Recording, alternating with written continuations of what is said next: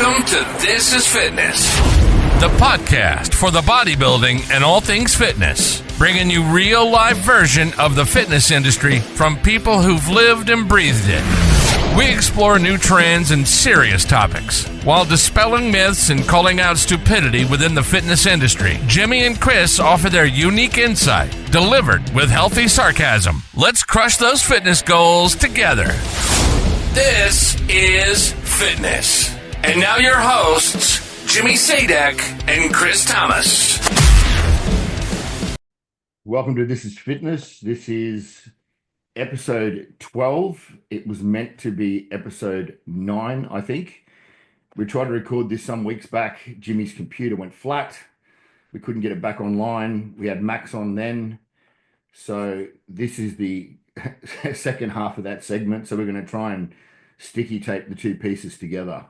So that show is so good we did it twice. There you go. How are we, boys? Mac, how are you, man? I'm good. How are you, Chris? Good, bro. Good. Jimmy. I just ran an inside joke that no one would have got. Yeah, I know. Chris was telling us about a meal that he cooked today. It was so good that he made it twice. Same episode. But yeah, no. So we are back. The computer fucked up before. Maybe it might fuck up again. You know. Still getting used to this place. How are you, Chris? I'm really good. Busy day. One of those days, man, like today, like, you know what, like I'm in the game, don't get me wrong, I always am, but one of those days I'm just like struggling a little bit to, I don't know why, it's just one of those days, like, just to give you an example, and this one example will tell you where I'm at today, all right? I actually wore 2 different shoes to the gym today. Yeah, all right. We know where you're at. You got it? That's 3 days in. That's bro, I've never ever worn 2 different pairs of shoes in all my life. This is insane. How did you do that? You know what? I'm gonna defend myself mildly. Okay, right. So I've got a pair of, you know what I'm like because of my knee. I like training in like flat sort of soled shoes. So like I'm training the old Air Force Ones, right? And I've got a couple of pairs of black ones that I wear, and I've got both sets in the cupboard. One's an old set, and I kind of wear them around the yard. And they're that old that the whole sole is all bubbled up and stuff. So when you walk around, you kind of like kick the sole, and you can feel that it's all wobbly and stuff underneath. And so then I went to the cupboard, put them both on, and then I got to the gym, and I was walking around the gym and going, "Fuck, the floor feels a bit weird. That's strange. One of these mats is bubbled or something." Rather, then I looked down and one shoe's half the color of the other one. They're both black, but one's like kind of gray black and one's black. And I looked at it, I went, "No, you haven't, have you? Like, really?" So then I quickly rolled it over and had a look underneath. And I just saw this big bubbling sole, and I went, "You fucker, you've got 2 different shoes on." Amazing. You know what? That actually kind of can defend yourself by that. Only just, right? Converse. So my Converse go from wearing, like, they're the clean ones that you wear like to a low-key dinner or whatever. And then when they get fucked up, they're then gym shoes. Yeah, your beaters. Yeah, they're the gym shoes. And then when they get fucked up, they become the yard shoes. And then the yard shoes become the bin shoes. Yeah, that's it. Yeah. But do you know what? And you know, to truth be told, you know that Trump pump shirt of yours, that first one. You know, the white one? Man, I wore that thing so much. I wore it so much that in the end it became the yard shirt, right? And I wore it so much in the yard that I kept wearing it until it actually would not even stay together anymore. It was just falling apart. But I finished the day's working to be patches of material on the deck, like literally. And then eventually, like, you know, begrudgingly, I had to throw it out. Like but I couldn't though, because you could still see you could kind of see the back logo and shit on it, but with all the, you know, timber and paint stains and grass stains and stuff. Yeah, but when you wear a shirt that much, like to that bare minimum material hanging on, it becomes that comfortable you don't want to throw it out. Like it's basically your back at that point.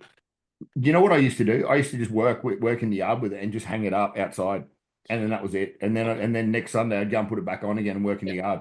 That was it. Yeah, it was almost like self-cleansing. I'd sweat in it and then just put it up there and just hang it out and let the weather take care of it, and then just put it back on again.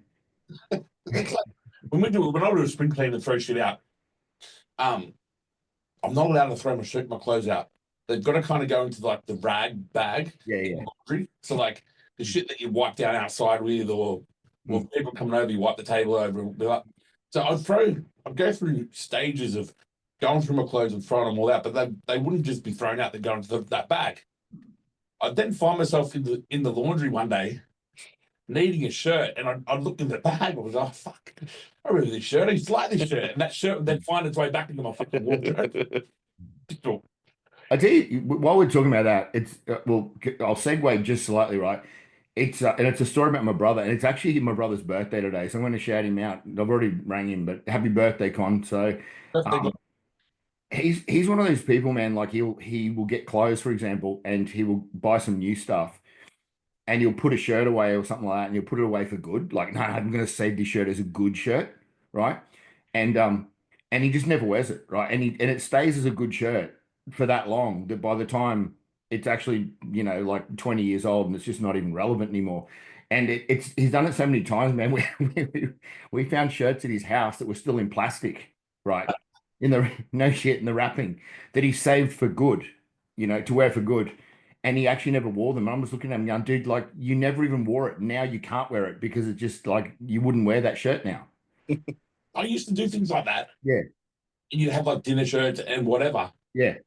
But I stopped it because of that reason, because of like you're just not wearing these fucking clothes. Mm. I still have a shirt hierarchy. Yeah.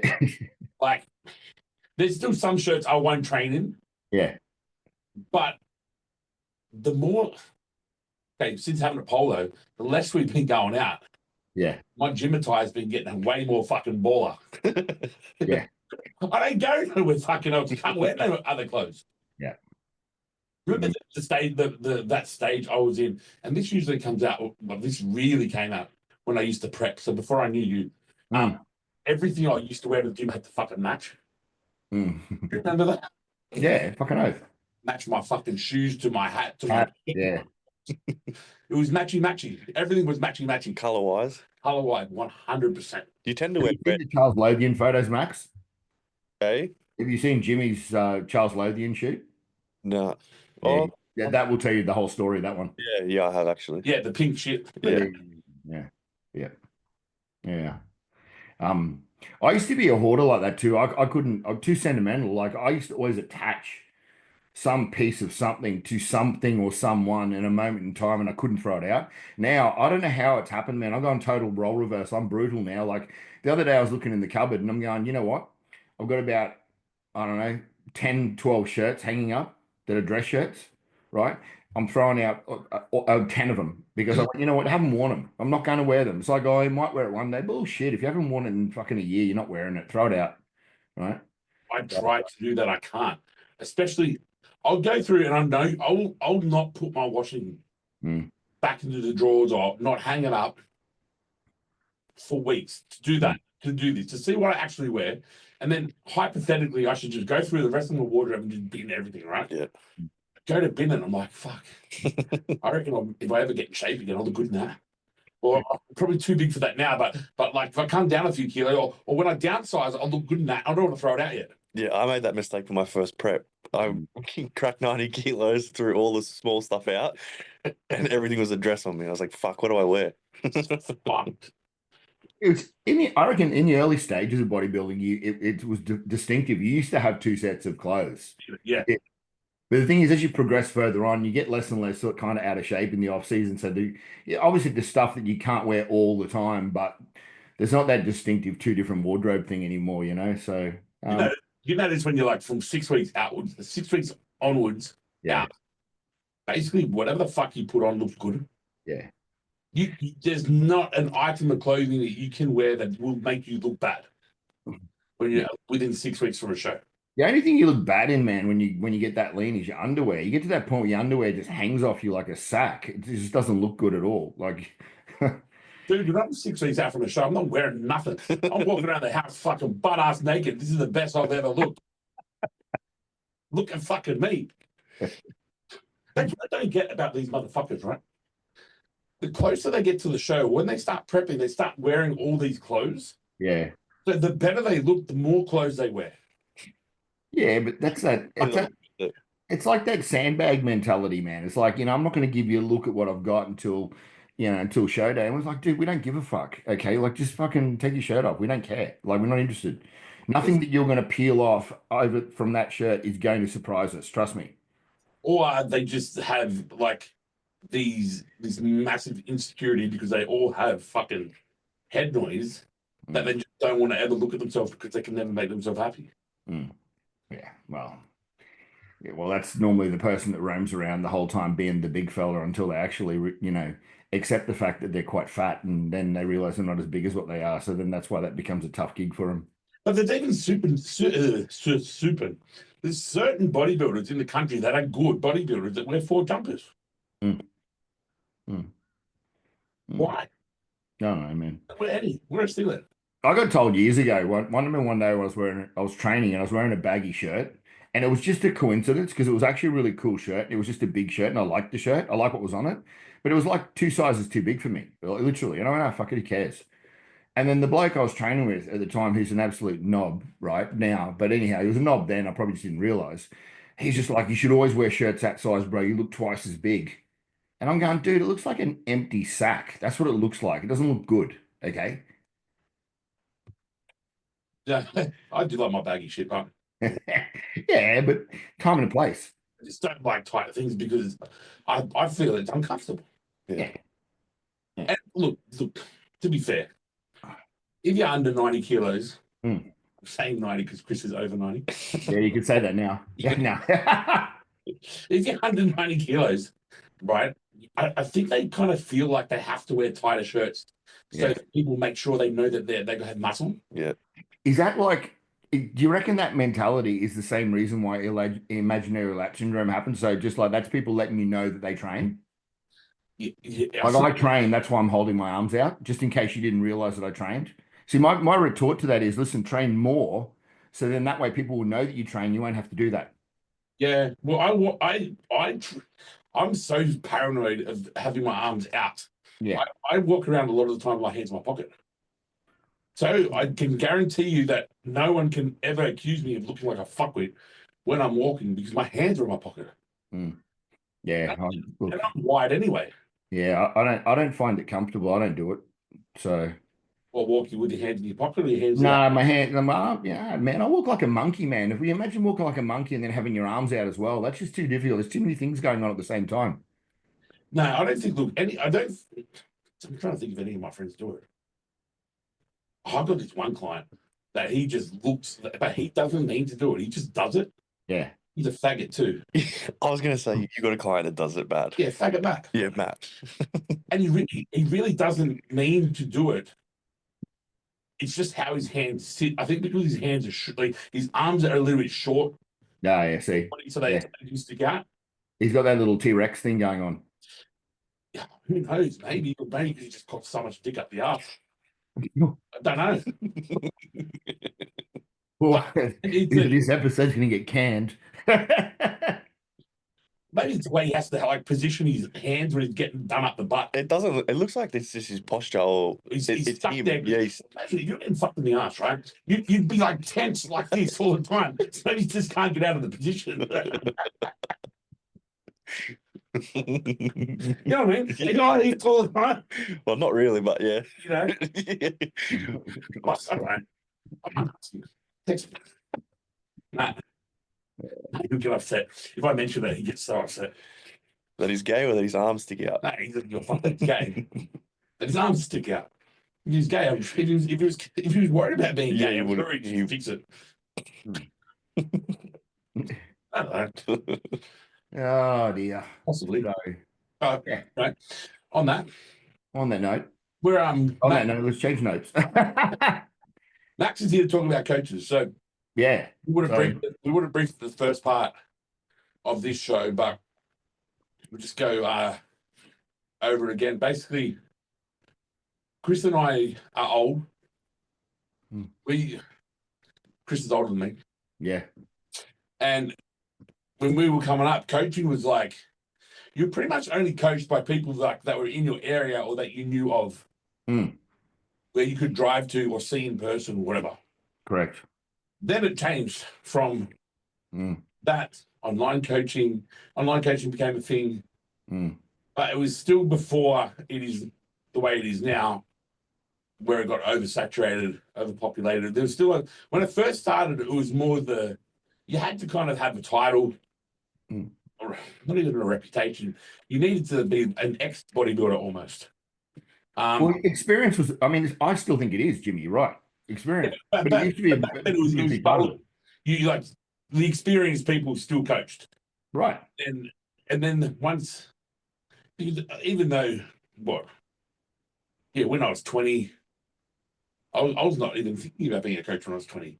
Now there's a billion 18, 20-year-old online coaches. So now Max is that age. Mm. So it'd be good to have Max here to have a chat, to ask questions, and to talk about things that he's seen that we wouldn't have seen, because he's a different demographic of how the online coaching or the online fitness community is portrayed from his eyes, or seen from his eyes, because we only know what we know, coming from where we come from all the way through. You're plonked into this, so your interpretation or your experiences are different, because we know of what it was like back in the day. Mm. Well, you got no idea about that. No. Mm. So I thought that'd be pretty cool. It'd be a pretty good dialogue, pretty cool chat, and a good diverse set of opinions. True. So, Max, what are your thoughts? Oh, no, let's talk about Max wants to be a coach too. So, Right. why do you want to be a coach? Like, why would you want to be a coach? Mainly because Don't say to help people. Okay, that's stupid fucking No, bullshit. no, because you see online all the time, it's so much freedom.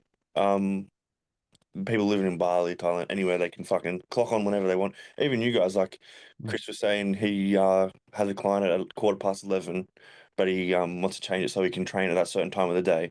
Like, I was working fucking 6, 7 a.m. to 4 p.m. I can't change them hours. Mm. And you can move that shit around, train when you want. You can get your meals in easier. Basically, the freedom. Mhm. That's mainly the main reason. But and because I'm passionate about bodybuilding and Yeah, no, so like we know, like those reasons are solid. You're into it. yeah, You train yourself. You compete yourself. Blah blah blah. But like the whole job aspect of it is intriguing. yeah, And I think they're pretty decent reasons. Mm. Stability, yeah. number one. It's fucking interesting. It's Mm. nutrition and all that kind of stuff. The people there, the people deal with, the location. Yeah. So not having to be you don't have to go to work. Yeah. Or you don't have to live like near where you work even. Mm-hmm. They're good reasons. Yeah. Chris, you tick a couple of those boxes. Yes. What part do you want to know? What do you want to know from me? Sorry, let's. So like the reasons, Max. Yeah. Well, okay. Let's start from ground up. I like, well, everything that you said. The positives of it, and they're the things that I remind myself of when I do, when I do my little gratitude sessions. When I have a tough day or something like that, I remind myself of the pluses of what I do, and those are those. I think that the problem is that you can't. It's not that you can't do that. You absolutely can do that. The problem is that it's like everything. You've got to put in the work to get to that point, and the problem is that there is a big facade about this. Be an online coach, make 10 grand a week, and all this other horse shit that people talk about. The flexibility is amazing in that regard, but then that comes down to also the person that you are and how you structure yourself, and set the boundaries. Yeah, so I mean, in that regard, it's a great job, but there is an element of it will take time to get to that point as well, and it's like what you said to me before, like you said about me before, with moving a client and having that flexibility. That's the good part.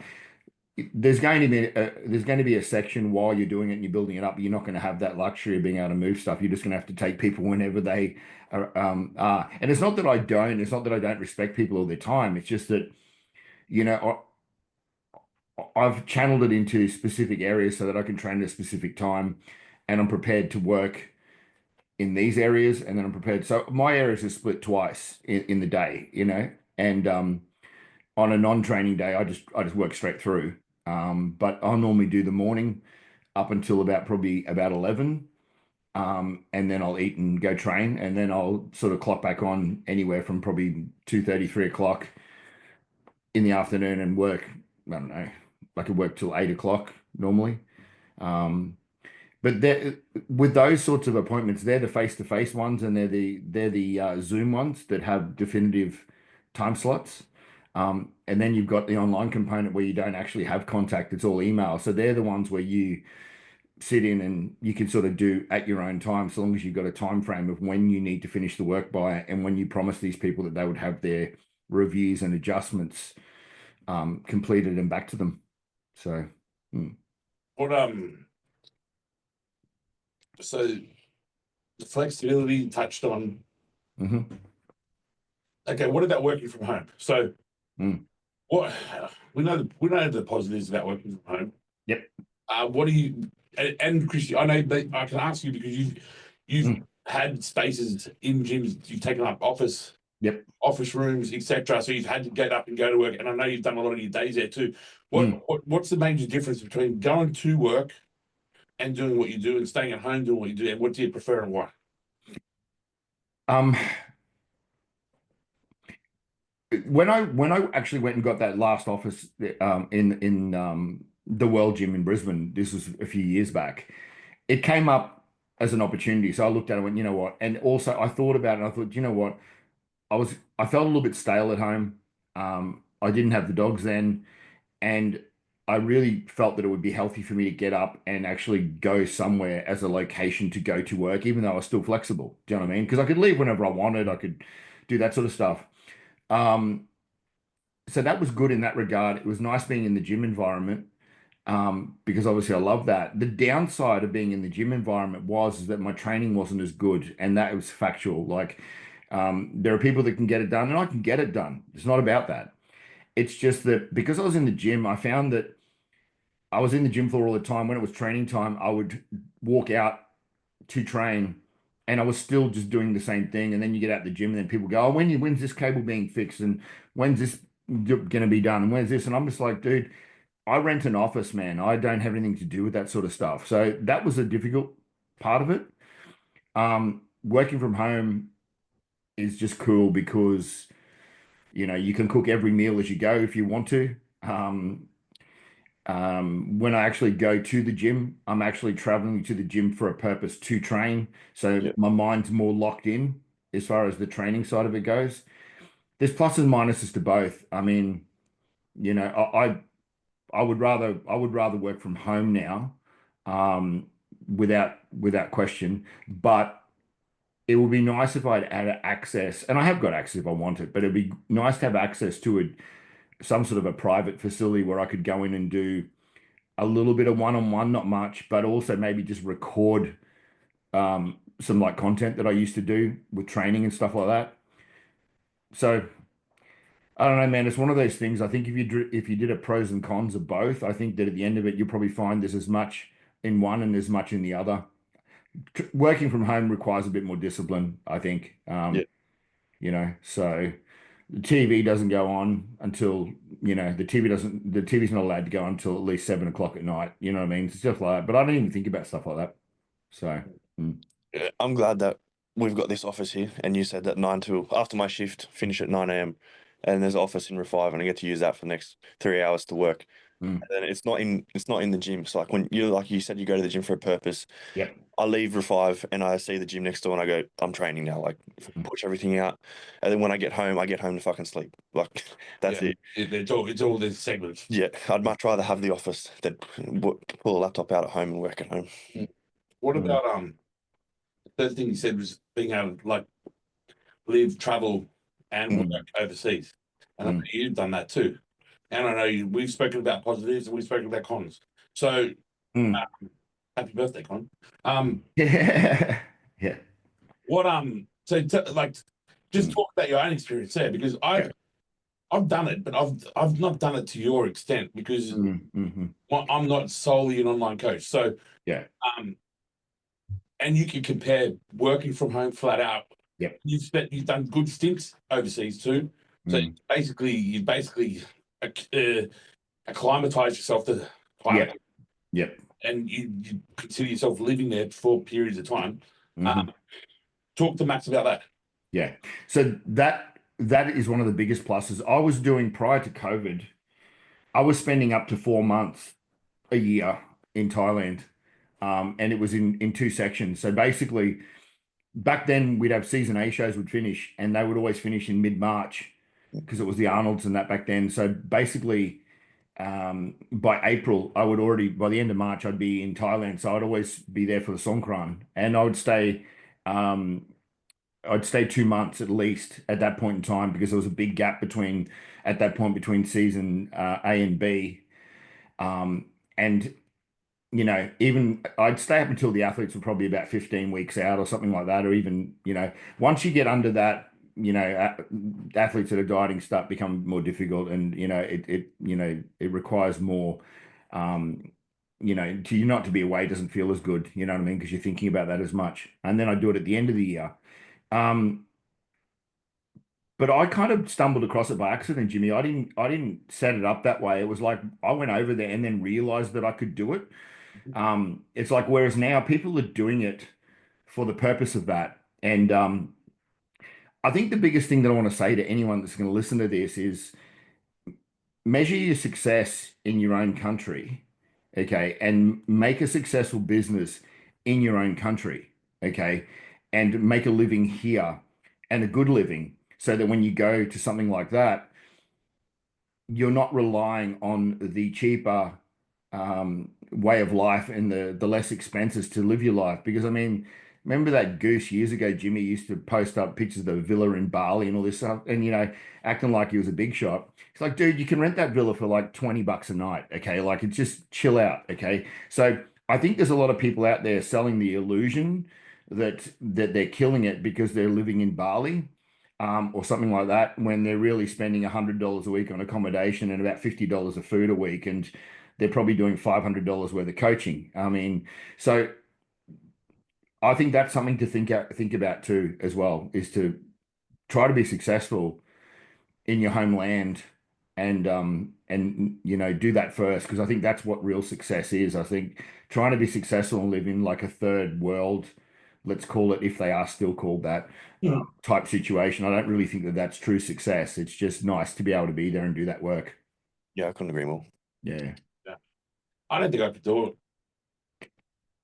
I don't think I could go live overseas and work. Are you saying that now because of you got a family, No. or even before? Even before. Mm. I used to go there to fucking isolate myself and train. Mhm. Look, I suppose I could shift and have it and set it up that way, but I don't know. Like you said, Chris, if you're going there to live because you want to live well and it's cheap, that's fair, right? And It you is. do that, right? And it's comfortable, etc. But if I could live the same way as someone lives there here, I'll choose here every single time, while I still have my license, can move around freely, etc., etc. Like the longest stint I went to Thailand for is when I lost my license for 6 months. Right, we know that story, Chris. Right? Yeah. That's the longest time, and by the end of it, man, I was fucking done with that joint. I was there for 16 weeks, pretty much. It's a whole prep, which was mad for a prep. But there's no way I could have worked while I was doing that. Yeah. And I went over there to literally train 4 times a day, take as much gear as I could fucking handle, and train and sleep. I didn't have time to do other shit. You know what I mean? Yeah. Because I wanted to go over there and bodybuild. I went over there to bodybuild full time, not to work full time. And remember, if you're working over there, it's not, if you're So you still went on a holiday, Chris, Mm. and took your work. I was never President. it was never a complete it never, or that's the thing people don't understand. It was never a complete holiday because what I did was the one thing that I did, the positive that I learned about being in Thailand and doing that was how to better prioritize and structure my day. Because in Thailand, I went, righto, if I turn around and structure my day like this, and I put these, like, for example, I would take care of my Zooms in 2 days, right? And I would do a like a automated self-booking link, and I'd just send it to my clients and go, righto, here are the times that I'm working. These are the days. Go in and book your time, right? And then they would just automatically get relayed into my Zoom and into my calendar. So that was really super efficient, right? Because I would do the majority of my work, like, well, I would do probably 50 or 60% in 2 really big days like that. But then the rest of the time was doing online work, doing some other stuff and all that sort of thing. So that other stuff was really easily integrated into the rest of the week very, very simply. Like I'd go for a morning walk, for example, and then go back, have a shower, and then go and have breakfast and sit down and have breakfast. And I'd take my laptop and I'd probably do, an hour of work or an hour and a half of work or something like that. And then I'd go train and then I'd pull the laptop out again in the afternoon. So it was more in a leisurely sense. But I used to have this formula in my head. I'd go, right, work as hard as you possibly can.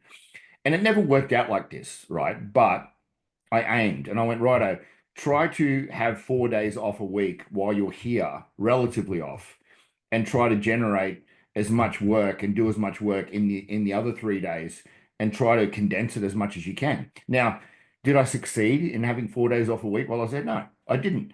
But I'd get close, and then you'd have more time. Whereas like now here, no complaints. I'm working every day except for the weekends, in some facet, so that's a lesson that I learned while being over there was to better prioritize my time and organize my time so I was more efficient. That was the other thing. So, And what are the cons? well, the cons are, I never got sick of the place. I love the place. I could said this all along. I could quite easily I was going to go over there for a year or two at one point, and just stay there basically. So the sorry, the cons, did you ask? Yeah. Oh, What specifically based around client perception? the one thing that I did notice is that no matter what is you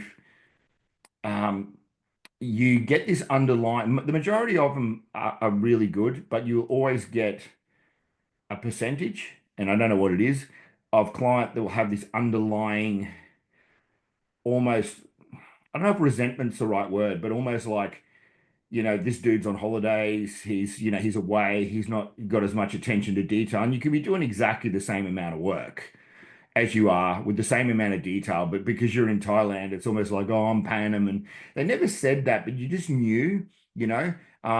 So a couple of times to prove that point, um, in the latter times that I go, I actually wouldn't even tell them. I would tell my face-to-face people that I was in Thailand, and that was it. And the Zoom ones and the others, I would not even tell. And all they would know is that I had all they could see was I had a different background in the Zoom, and you could see the difference. So that's definitely a con. Is that people have just got this warped perception that for some reason, if you're at home, you're working harder than when you are away. It comes down to discipline. So that was an interesting one that I saw, definitely. What else is a con? That was the one that was main. That's the main one that we've spoken about Yeah, over the last few years. And that's how you dealt with it, obviously. Yeah. But yeah, I think resentment is the right word. yeah. But in saying that, like, if you can look at a set of pictures and take a Zoom call anywhere. What's the fucking matter? Well, that's the thing that I don't understand. Look, there's another con too as well. Okay, and it's not. It's a good one, but it's not what you want. You've got clients that you've had for years that are amazing clients, right, of yours.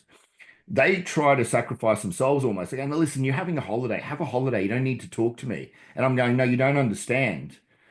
I'm actually having kind of a holiday, but I'm working. I've just relocated.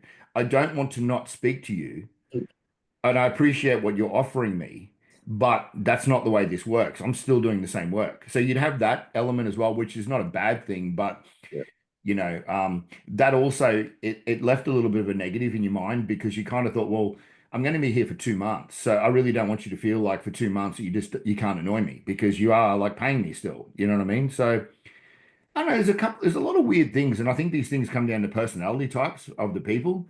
Some people just flat out hate you being away and just can't get their head around the concept that I'm on a screen right now. Like if you didn't know that I was in Brisbane and you didn't know my background, I could turn and go, "Hey, listen, Jimmy, I'm in Perth," and you'd go, "Oh yeah, cool."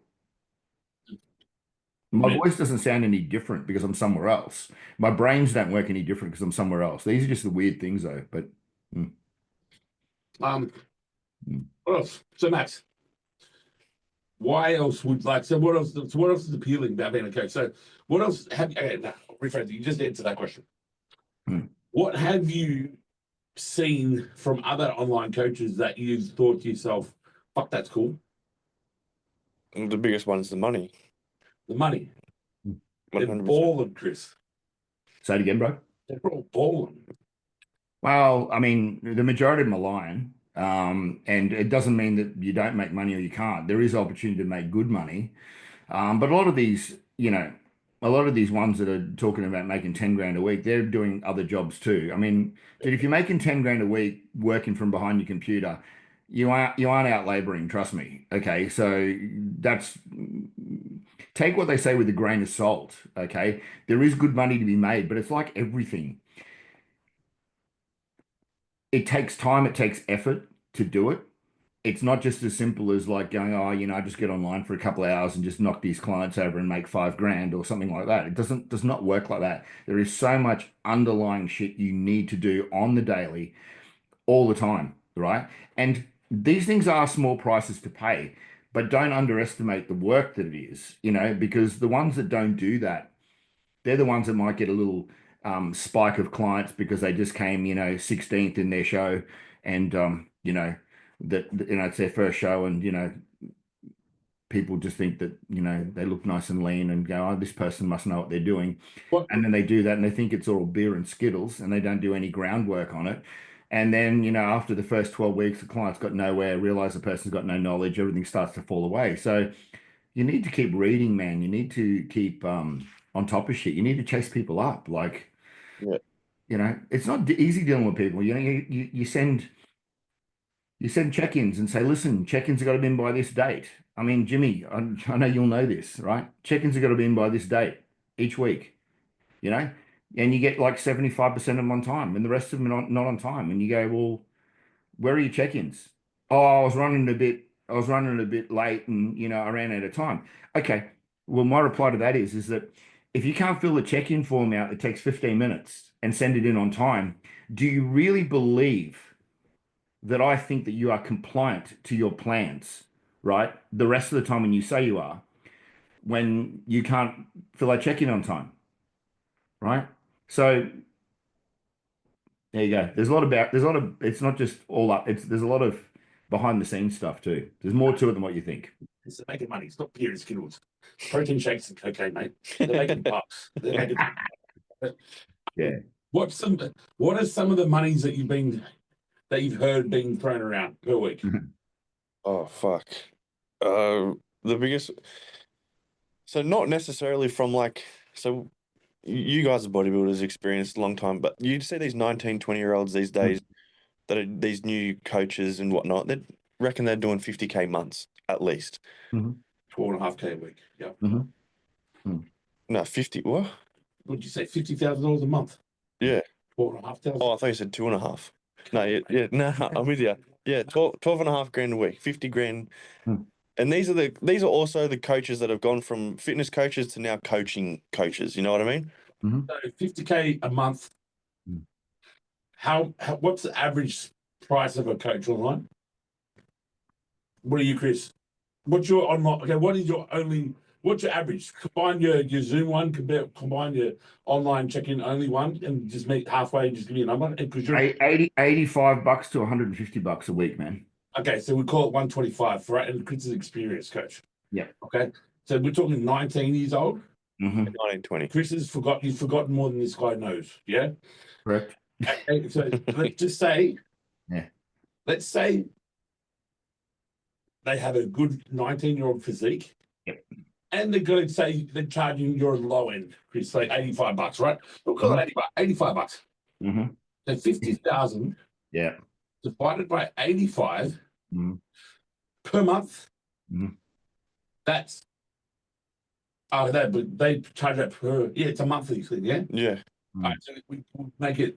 We've got to divide it by 4 to make it 12.5 grand a week. Okay, so that's 588 for the month. Divide that by 4 weeks. Mhm. Then they've got 147 clients paying 85 a month. All right, I can tell. Okay, my check-ins. Mm. I will do my check-ins weekly, and it will take me anywhere from 3 to 7 hours Mhm. total. And I don't do mine throughout the week, Chris. You know, I get check-ins on the Friday. I'll Mhm. roll through by Sunday. I'll get them all done by then because I've got a bit of time on the weekend. That's how I structure it. Yep. I don't have 147 clients. Mm-mm.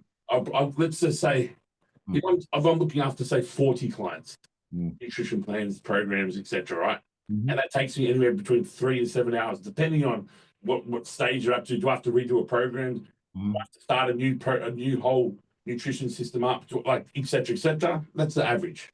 Mhm. If they've got 3 times the amount of clients, Mhm. 21 flat hours a week, Mm.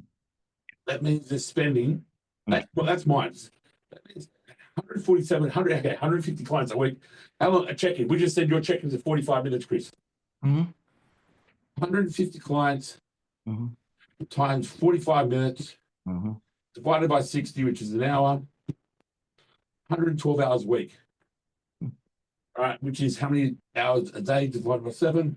Mhm. So they're working 16 hours a day. Where does that leave time to go to the cafe?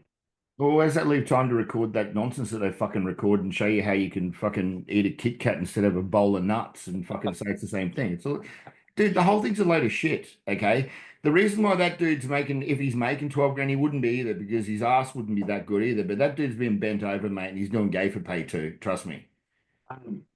Also, I will say, I'm not going to put money on this. If any coach has got over, I'll say 100 clients. Hmm. They're not doing all the coaching themselves. Right. So it comes down to the other thing, right? The scalability thing, right? And that's a valid thing. So it depends on the product you want, okay? And it depends what sort of coaching you want to do, right? Do you want to just be one of these people that throws out massive amounts of challenges? That there, I don't care what anyone says. That's a cookie cutter plan, right? And I don't like to use that term because everyone likes it and it's a dumb shit. But if you're dealing with that many people, you're writing one training program for the whole lot of them, and you're writing one set of fucking, one set of calories that you believe is deficit for whatever specific body weight. And so you might have, 2 or 3 plans, and you're just getting this one plan. Okay, everyone that's 60 kilos is getting this. Everyone that's 50 is getting this, and that's it. That's what you're getting for that. And that there is scalable. You can do multiple numbers if you've got the following, and you can do it that way. Now, if you're coaching like what we are, and you're coaching people you're coaching them for real performance, for real improvement, not just trying to shred 5 kilos off them in an 8-week period, which they're going to put on in 3 minutes after they eat the donuts after they finish the challenge, right? Now, if you want to do that, the programming is deliberate, okay? And by deliberate, I mean it takes time to write it, right? Now, the other day I had 5 programs to write in a day, in a week that were due. So every 8 weeks or whatever the time frame is, my programs get rewritten. I had 5 of them to do. I had to dedicate a whole day, right, to write those 5 programs because some fall together, they come together easily, some are a little bit easier than others, but they take a lot of planning, okay? So, say it again. It's time consuming. Right, it's time consuming, right? Now, even I was saying this to someone this morning, actually, when we were talking, even if I have a client, for example, that they may not need any changes this week, right, to their nutrition. That's coaching too, knowing when to make a change and not to make a change, right? Now, even for me to get to that point, to write there in their reply, that's great feedback, whatever I write, thank you, blah, blah, blah. Your calories are sufficient for this coming week. We're still going well. There's no need for any change. For me to even just write that paragraph, I've looked at photos, I've read the feedback, I've looked at my overview of what I'm doing with that person, I've looked at the target, I've looked at all these things. So by the time I get to the point of writing that paragraph, that's 30 minutes, whether I've done anything or not. And that's for an online person, right? So going back to this 147 clients, all this other rubbish, you're not getting any of that stuff at all. Like I've coached the most that I've tried in my time, and I coached, I think it was 45, I think I did. I did it for a very short period of time. I didn't enjoy it.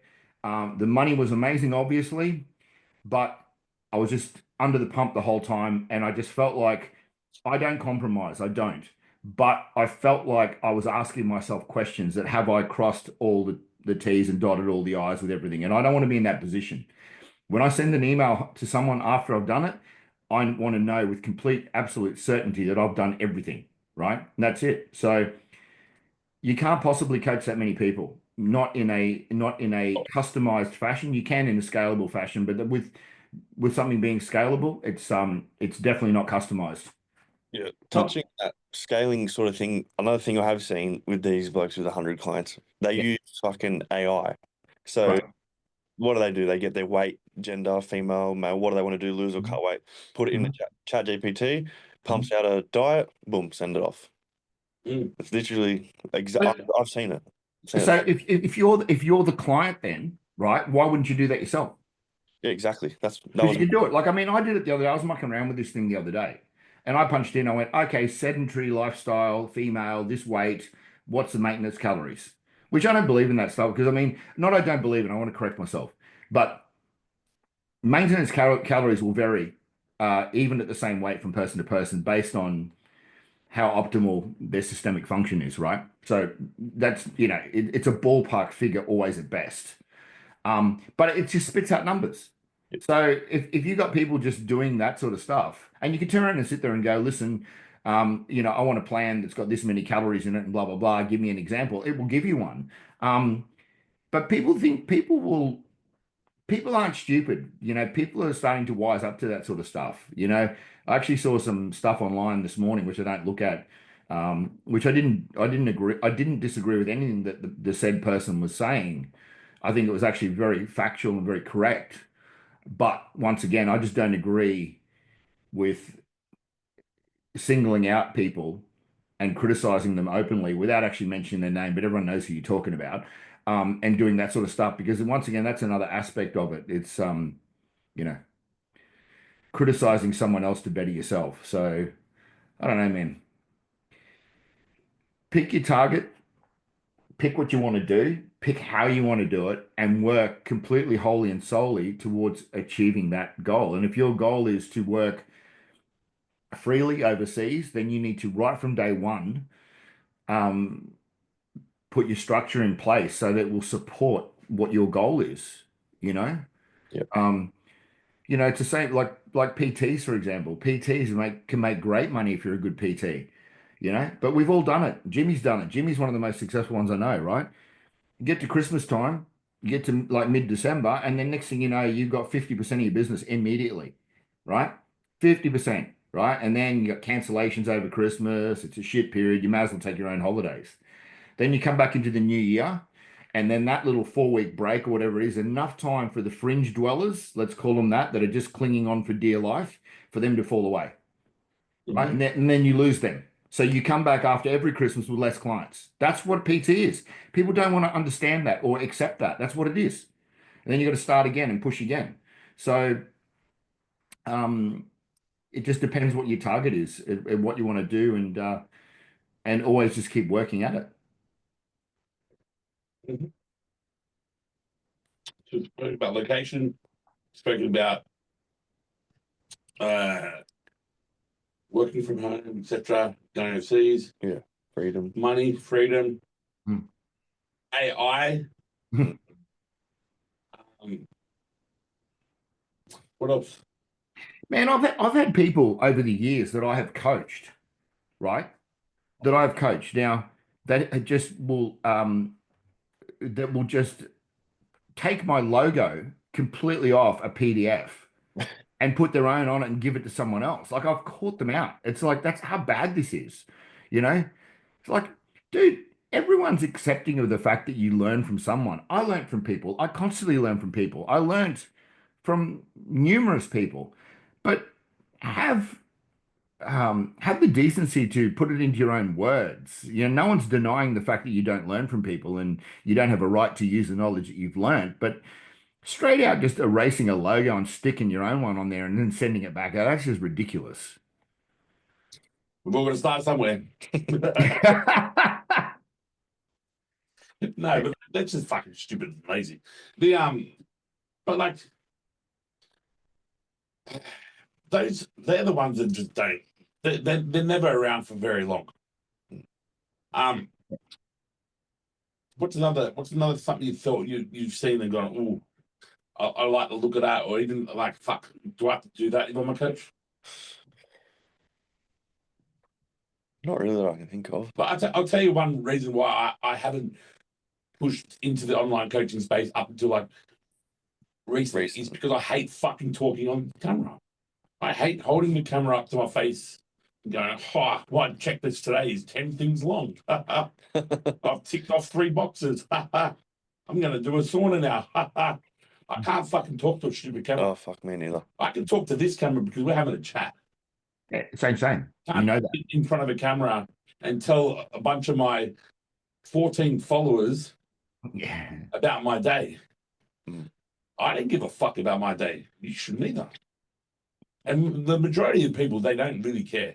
It's actually like, you might see some dumb shit from people in the story. We just sending it to each other, haven't we? Yeah. You know, but I thought, like, I can accept that that's still a big thing in that space. Yeah. You know what I mean? I suppose you got to be in front of people. Yeah, that is something. Social media and scaling and getting clients and talking. That's a hard part. And I think the thing is like you can't you can't decide what's right or what's wrong when it comes to that because every personality type with every human is different. For me personally, there are things that I wouldn't talk about. I would talk more content based.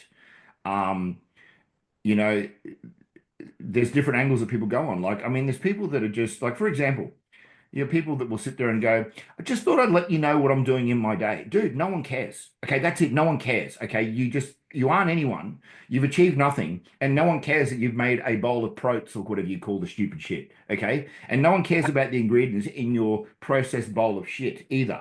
Right. But that's the type of stuff that I just look at and go, wow. So you're that narcissistic. Do you think everyone that's watching, which is no one, actually wants to see how you've made that bowl of oats? Right? I want to know why they think that making a bowl of oats is so impressive. Dude, we've been eating oats I've been eating them for 40 years. Overnight oats, you fucking Oh idiot. my God. Yeah, overnight oats. And we add this to it. And oh my God.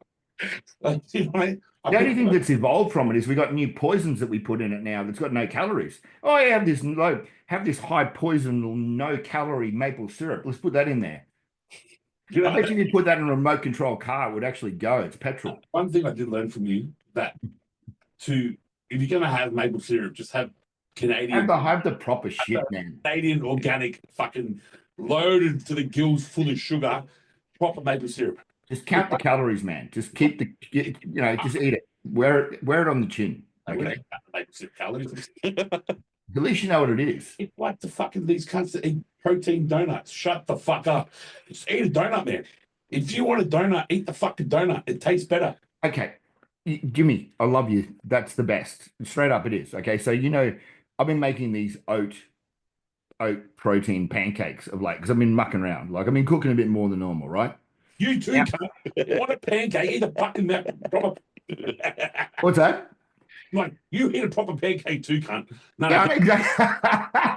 and I'm just going to tell you straight, right? So I've refined this recipe to a degree that it's nice enough, right? Now, it's got oats in it, it's got cinnamon in it, it's got eggs in it, it's got fucking, some baking powder and some fucking rice flour and banana and berries and all this sort of shit, right? And you know what? Tastes quite good, right? And it's got protein powder in there. Do you know the best, quickest way to fuck a pancake up?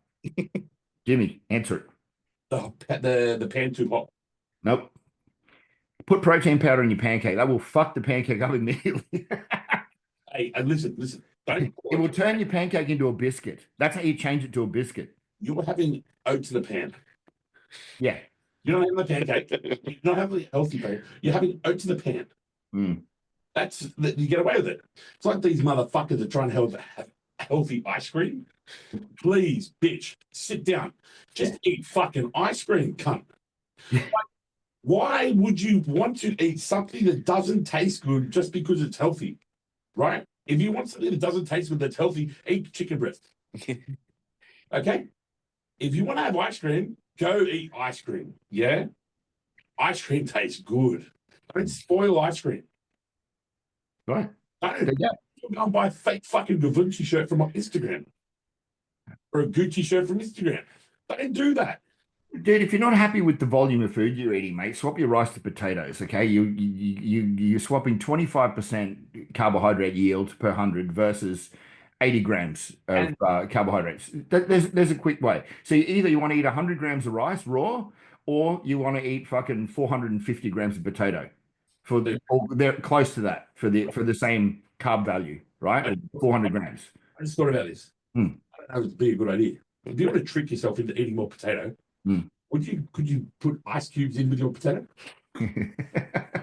Potato up, because the Food for Fitness potato comes in squares. Yeah. So if I put a handful of ice in my potato, the volume would be bigger than just water. Yeah, I don't know. I've never thought of that. That's my summer dish. It keeps it cool. What about what people do? What else? Okay, here we go. What about online? What do online coaches do that you think you're a fuckwit? Oh, fuck. The social media thing is the biggest one. Talking shit about their lives and how great it is. Yeah. I'll tell you, okay. My one is if they're talking about how much money they make and they've got a shit pair of shoes on. No, but seriously, if you're making that much money, you're not wearing a fucking dirty pair of shoes. Yeah. Or if you're telling me how much money you're making per month and your kitchen's an old rundown 1970s kitchen and you're shooting content in the background of that because you live in an apartment building that's built in 1920s. Yeah. No one that's making 50 grand a month is living in an apartment building built in 1920. Do you know what I mean? Yep. Yeah. That kind of shit, that actually doesn't annoy me anymore. I just get a giggle. Where'd you go, Chris?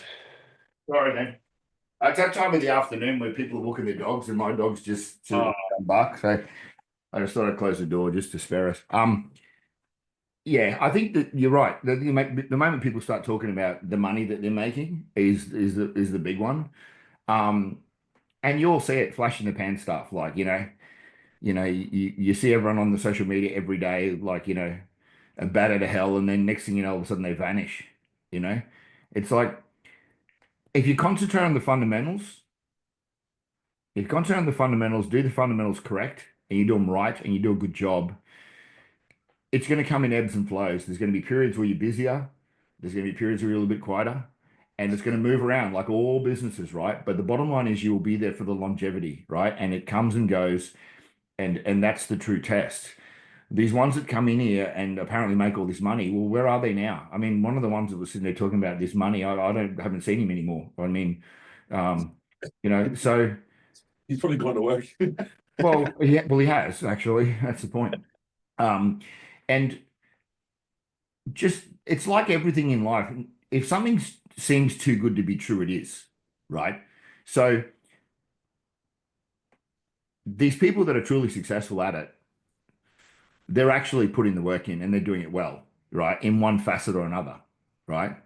There are obviously some that don't really do it that well, that have got a huge following that, that enables them to generate the numbers. And there's that component of it too. But I think if you're talking about straight up and down coaching, with integrity and doing a good job, you've got to research, man. You've got to educate yourself. You've got to be humble, and you've got to have experience, and not just experience in doing it yourself, but experience in the coaching. You've got to allow you get better at it. It's simple like everything. So Yeah, that's why I hang out with Jimmy.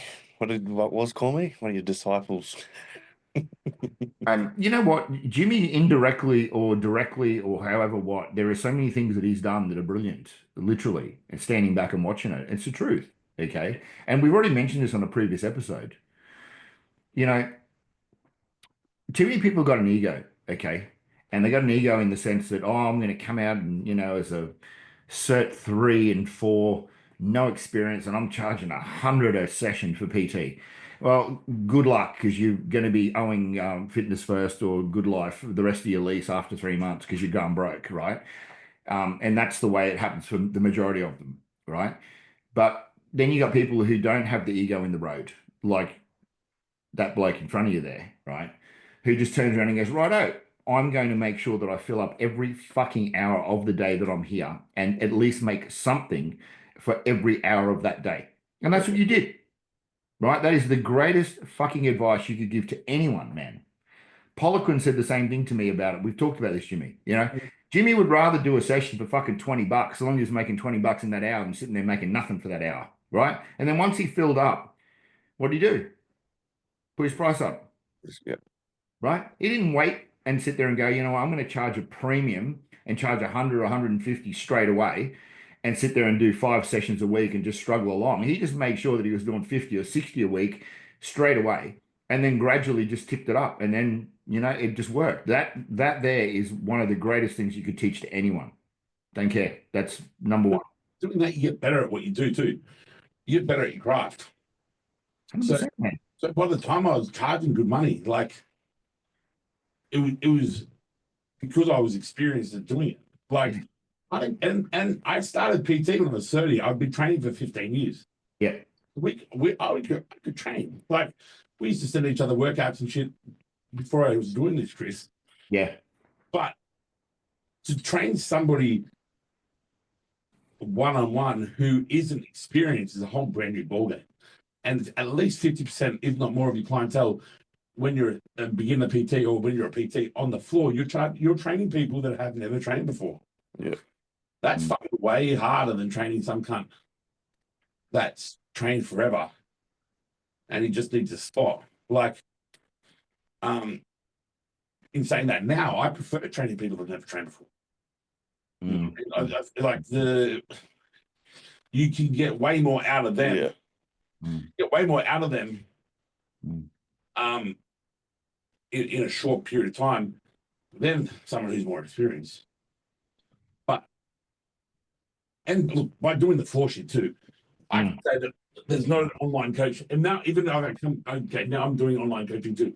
Yeah. There's not an online coach in the country who can PT like that. So, but I've done the hours. But you just said it right there, Jimmy. Okay. Honestly, you did, right? The greatest place to pick up clients or to get clients or gain rapport, right, or relationships is a gym floor. There is no substitute for it, man, right? I used to watch it all the time when I actually used to do that job, right? You sit there and the new ones would come in and they would have a combination of these, like they'd have to do floor hours. Yeah. And then they would have their rent subsidized with the floor hours. And then as they traveled on, it got less and less. By the time it got to the point where they had no floor hours, they wouldn't do any at all. And they had no clients either. I'm going, dude, you got to walk the floor. I'm going, dude, I'm still walking the floor and I don't need clients. Because you know why? Someone's going to ask you a question. That question builds rapport, builds a relationship. That person there, if they are remotely thinking about PT, do you think they're going to go and ask doofus in the corner that's sitting there fumbling around with a rubber band? Or do they think they're going to ask the bloke that they've engaged with and asked questions with that walks around the floor that's a known face? That person there is getting that person. Yeah. Right?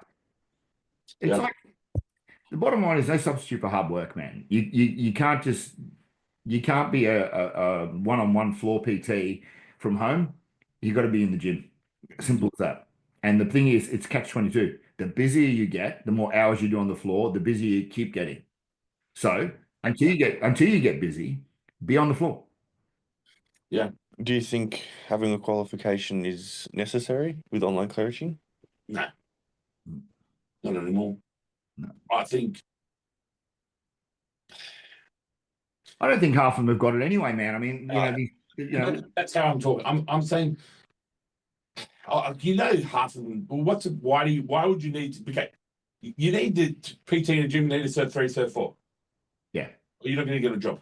You Right. can get a job online coaching without it. Why would you get it? Yeah. Why would you? I have no qualifications. I told word of mouth I started coaching, But and you can do that. But you can gain experience doing it this way, right? Same. Okay, when you did your chippy apprenticeship. Yeah. Okay. Yeah, you had to go to TAFE. You had to do this. I guarantee that nothing in TAFE you took onto the job site. You learned everything on the job. absolutely. So as you can go about it 2 ways. You can go and do that secondary education, like you did Chris. You were already balls deep in this, but then you went to the Poliquin course. Yeah, you can still go and do things like that. They can be more targeted to the niche that you want to cater for, or the coach that you want to kind of specialize in. Yeah. Like I was a coach. I just specialized in personal coaching, not online. Right. The thing is, it wasn't just what I learnt with Charles, right? Because the dude's just like, just hanging around him, man. You can't not learn. He just knows that much. But he just changed the way that I looked at it. That was the biggest thing. He changed the way I looked at it, and he was the one that really this was a person that his time was money, like everyone's is, but you'd never seen it more evident. It was like, right, my knowledge is worth this much. This is my price. If you want to talk to me, this is what it costs. That was the biggest thing. And to have conviction, about that sort of stuff. Now you got people trying to charge that have got nothing behind them. And then you got others that basically complain about the level of clients they get, but they charge peanuts. Well, you charge peanuts, and that's the level that you're getting as well. So I think in saying that, it's true too. So he backed his skill set, he backed his knowledge, and that's how much it was worth. Right. But coming up, learning that stuff, he wouldn't have charged that price. He wouldn't have charged at that price point. He would have got to a point of popularity where he's like, "This is what I'm worth because this many people." It's all supply, right? It's the same with coaching. It's the same with one-on-one PT. Like people laugh at my prices. I'm like, "Come have a workout." Do you know what I mean? It's there. If you can back up what you're charging, you can charge whatever you want. Right. Yeah. When someone pays it, that's when it becomes real. That's the difference. And if they pay it and they don't get that money worth, okay, like they're not coming back. Yeah. So and more times and you won't get a second chance. That's the other thing too. Second chance. Yeah. So I started, as I said, word of mouth. I was telling people I'm going to start trying to online coach, whatnot. I took on probably 3 or 4 free clients just to see if I could do it for my first 8 weeks. And it was fucking mad. Like everyone's seen awesome results, whatnot. And then I had a few word of mouth again spread. And I started thinking, well, like I might try and charge. I'll be completely transparent. I charged $600 for 3 months. Not necessarily for the money, but more to give the client incentive that they've paid for this service. They're wasting their money if they don't stick to what I'm telling them to do. And I've had one client who's repeat. He's doing another 3 months with me. But yeah, like just as you said, when they pay the money, it becomes real. Like at that first $600 for my service, I was fucking in shock. I was nearly crying from excitement because I realized that this is actually but like I've been in the trade for 7 years. I'm joking. But no, busting a nut for some asshole, and now I can do this. And the first payment, it's fucking mad. You said a couple of really valid things there, man. If the people look, I was doing free ones in the beginning too. Like I still was doing free ones even when I was charging and was really busy because I saw the value in certain aspects of certain people that I just felt that they were just worth You know, there was always that, and I did that for a little while in the beginning. But the lesson that I learned quite quickly is the people that give you the most trouble are the ones you charge the least, and the ones that you don't charge. They're the ones because they don't respect what you're doing because they don't. There's a direct relationship between. So listen, like let's say you're charging $100 a week for something, right? That person that's paying that $100 a week knows what they've got to do to earn that $100 a week to pay you that $100 a week. So more times than not, they listen, right? Because it's an investment to them. Yeah. The people that you charge go, oh, you know, just give me $50 a week. That person there is going to give you grief. That's the person who's going to text you 55 times a day. He's going to text you at 6 a.m. on a Sunday morning going, oh, listen, I'm just out of breakfast and I'm not sure whether to have pesto or asparagus, right? That's that fucker, right? And then the one that charges nothing is the one that will give you grief. And he's also the one, or she is also the one that will post something negative about you on social media afterwards. So pick your free ones, do some for practice, Yeah. but start charging and charge accordingly. And as you get better, increase. It's as simple as that. Yeah. That's pretty much how I've thought of it. Yeah. My first client was my dad. Yeah. He lost 12 kilos in 8 weeks. He was my best client. He didn't whinge, he just does it. But like, I started charging and I've still got another free one because I haven't. So this guy wants to put on some size and I said I'll do it for free because I haven't had a bloke who wants to put on size yet. Right. I've still got other paying clients. But yeah, I still will take on free clients if I want to learn something new for sure. Yeah. That's good. You learned that from me. Yeah. You said literally pretty much what he said before to me as well. I want a half. Jimmy's one of the best components of what I said before of all. Like literally, it's just it's absolute textbook. It's the way it should be done. And that's, you know, leaving the ego at the door, literally, and just being smart, you know, because. But if you treat it like a career. Yeah, man. Think about it like, okay, because when I was a teacher, when you go to college or uni, you have to do prac. Prac is like 10 weeks free work. You get paid. The payment is the experience on the site. Yep. You know what I mean? Yeah. So I just looked at it like this is no one looks at this industry like they do, but not the majority of people don't look at the industry as like a real job. So I came into it with the mentality of, okay, I'm going to make this a real job. I was at the gym all day. I didn't go home. I didn't go to the beach, blah, blah, blah, blah, blah. When I got to the gym, I stayed at the gym until I left the gym. And then I just built it up. So every year when I was teaching, we got more money the more years we were teaching. Right? Okay, cool. So the more clients I train, the more money I should get when I get to a certain point. And I just treated it like a full-time week. As soon as I got to 38 hours, that was my first cap. Cool.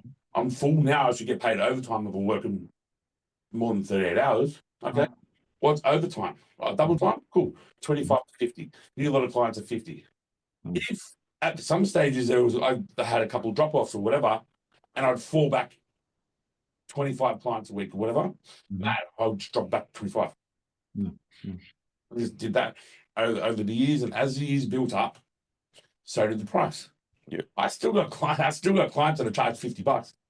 Do you know what? That's a funny thing, man. I still have a client from 2013. Okay, so it's 12 years. Okay, and they're still to this day, out of complete and utter respect, loyalty, and the box and dice, they're paying $55 a week. Right? Now that's their price for life. It's a foundation membership as far as I'm concerned. Right? That's it. You know? So had they have quit during that time, let's say for a year and then come back, they would have got the new price. It's true. But they never have. And that's it. And you know, you got to sit there and think about that. You know, 12 years of coaching. Yeah, you know? That's like they're the best clients. Yeah. Ones that stay. The long-term ones are the ones you kind of want. Yeah. So anyway, let's wrap this up because this episode's gone for a long time. Yeah, especially when we splice the first part of it together as well. But it was good. So hopefully those that are coaching, want to coach, and aren't coaching very well right now, get something out of this. Yep, I certainly did. Number one, look in the mirror, look at yourself, and ask yourself what you're doing to be successful, and if you are, and if you're not, and realize that there is only one common denominator in the scenario, and that is you. Simple as that. So there you go. Well said. Yeah. All right. We are out. All right. Have a good Good day. luck, guys. Bless. See ya. This has been This is Fitness. With over 60 combined years in the fitness world, Jimmy and Chris have walked the walk and are here to share what really works. Their passion is to explore new trends, dispel myths, and call out the stupidity within the industry. We hope you've enjoyed the show. If you did, make sure to like, rate, and review. And we'll be back soon. But in the meantime, find Chris on social media at Chris Thomas Alpha Ethos and his website at alpha-ethos.com. Find Jimmy on social media at jimmysadak.designercoaching and his website at www.jimmysadak.com. See you next time on This is Fitness.